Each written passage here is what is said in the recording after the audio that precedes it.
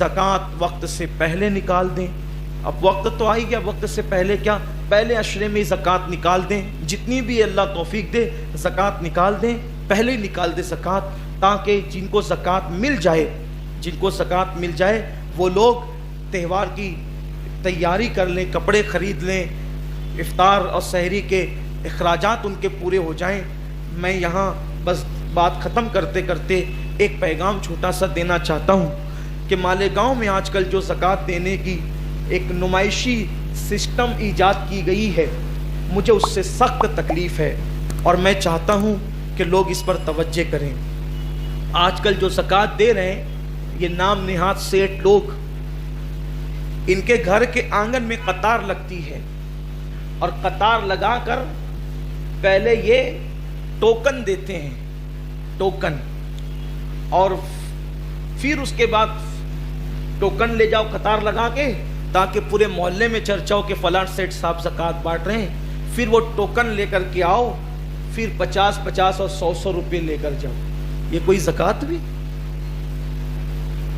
और फिर इस तरीके से पहली बात तो नुकसान उन सेठों का भी है और गरीबों का भी है। नुकसान सेठों का ये है कि अगर आपने मुस्तहिक को ज़कात नहीं दी तो आपकी तो ज़कात ही अदा नहीं हुई। इस तरह ये जो कतार लगा रहे हैं आप टोकन के लिए, तो उसमें तो कोई भी आएगा, अवाम को तो अल्लाह का खौफ कहाँ रहा? अरे अवाम तो अवाम है, किसको अल्लाह का खौफ रहा? इल्ला माशाअल्लाह। तो कोई भी आएगा कतार में खड़े होगा, टोकन लेकर जाएगा। अब जो टोकन लेने के बाद 100 रुपया 50 रुपये जो आप दे रहे हैं, तो अब वो जो ज़कात है उसका वो मुस्तहिक नहीं है, वो तो अदा ही नहीं होगी ज़कात, तो ज़कात ही आपकी अदा नहीं होगी, आप नुकसान में पड़ेंगे, आप गुनहगार होंगे। तो फिर क्या करें? तो ऐसे अजनबियों को ज़कात नहीं दी जा सकती, बल्कि मुस्तहिक तक ज़कात पहुंचनी चाहिए। आप कहेंगे कि हम तो अल्लाह के नाम पे दे देते हैं, सदका अल्लाह के नाम पे महल में रहने वाले को भी दे दे तो अदा हो जाएगा, नफली सदका। लेकिन ज़कात आपको ढूंढ कर देना होगा मुस्तहिक को, और ये 100-50 वाली ज़कात का सिस्टम नहीं, बल्कि ज़कात इस अंदाज से दीजिए कि आपकी ज़कात से एक बंदे का रमज़ान शरीफ का त्यौहार तो दुरुस्त हो जाए। और 50-100 रुपये में उसका होना क्या है? उसका होना क्या है?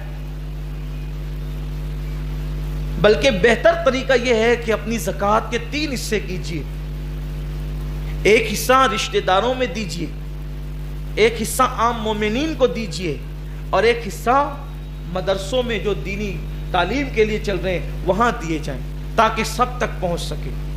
बल्कि रिश्तेदार अगर आपसे ज़कात लेने में शर्माते हो, आपके रिश्तेदार गरीब है और वो गैरत करते हो या शर्माते हो, तो इस्लाम ये कहता है कि उसको ये कह के भी आप ज़कात दे सकते हैं कि ये ले ईदी है, ये ले त्योहारी है, ये ले बच्चों का खर्च है, ताकि उसके इज्जत नफ्स को ठेस नहीं पहुंचे। देखो इस्लाम वो मजहब है। तो इस अंदाज से ज़कात निकालिए, नुमाइश छोड़ दीजिए। जिसके लिए दे रहे हैं वो देख रहा है और वो नियतों को जानता है। ये कतार लगवा करके ज़कात देना इस्लाम में नहीं है। ये टोकन बांटना, 50-50 रुपये देना, ये सब ये छोड़िए इसको, और मेरी बात उन लोगों तक पहुंचाइए, अल्लाह ताला उन्हें भी तौफीक दे देने वालों को। और आपसे भी कहता हूं उन लोगों तक भी ये बात पहुंचाइए कि अगर आप ज़कात लेने के मुस्तहिक नहीं हैं तो ज़कात मत लीजिए।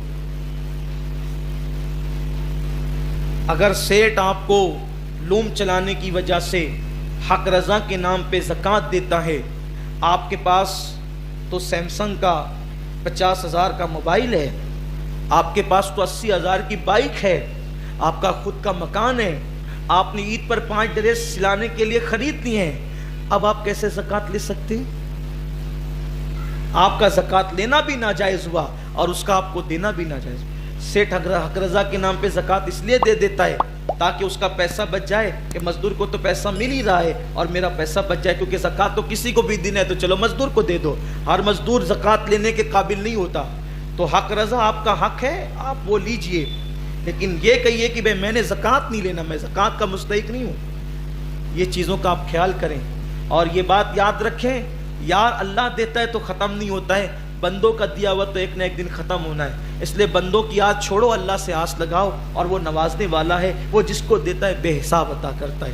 اور آپ سے بھی کہتا ہوں اگر زکوٰۃ آپ پر ہے تو جتنا حساب ہوتا ہے اس سے کچھ زیادہ نکالیے، زیادہ نکالنے میں نقصان نہیں ہے، کم نکالنے میں نقصان ہے۔ اگر ایک پیسہ بھی آپ نے کم نکالا تو وہ ایک پیسہ کہیں لاکھوں روپے کو لے کر کے چلا جائے گا اور ہلاک کر دے گا۔ اس لیے زکوٰۃ کی رقم آپ کے پاس، زکوٰۃ خور مت بنیے، زکوٰۃ خور مت بنیے۔ آپ کہیں گے زکوٰۃ خور کیسے ہو گئے؟ بھئی اگر 1 روپیہ آپ نے زکوٰۃ کا اپنے مال میں بچا لیا تو وہ 1 روپیہ آپ نے کھایا کہ نہیں کھایا؟ زکوٰۃ کا مال کھایا کہ نہیں کھایا؟ تو وہ 1 روپیہ لاکھوں روپے کو نقصان پہنچائے گا۔ جیسے اس کو یہ سمجھیے یہ زکوٰۃ مال کا میل ہوتی ہے، یہ مال کا میل ہوتی ہے، تو میلے چیز کو آپ صاف چیزوں میں رکھو گے تو بولو وہ اس کو میل لگائے گا کہ نہیں؟ یہ صرف سمجھانے کے لیے کہہ رہا ہوں، وہ میل لگائے گا کہ نہیں لگائے گا؟ تو ایسے ہی آپ کی رقم میں وہ زکوٰۃ کا پیسہ اب مال کی حیثیت سے تو اس کو جلدی سے نکال دو، اور پھر خوشخبری سنو، میرے آقا فرماتے ہیں جس نے زکوٰۃ دے دی اس کا مال اللہ کے قلعے میں محفوظ ہو گیا، اس کا مال اللہ کے قلعے میں محفوظ ہو گیا، تو جلدی سے نکال دو اور اپنے مال کو اللہ کے قلعے میں محفوظ کر لو۔ اللہ تعالیٰ سے دعا ہے کہ رب قادر و قدیر ہم سب کو عمل کی توفیق دے،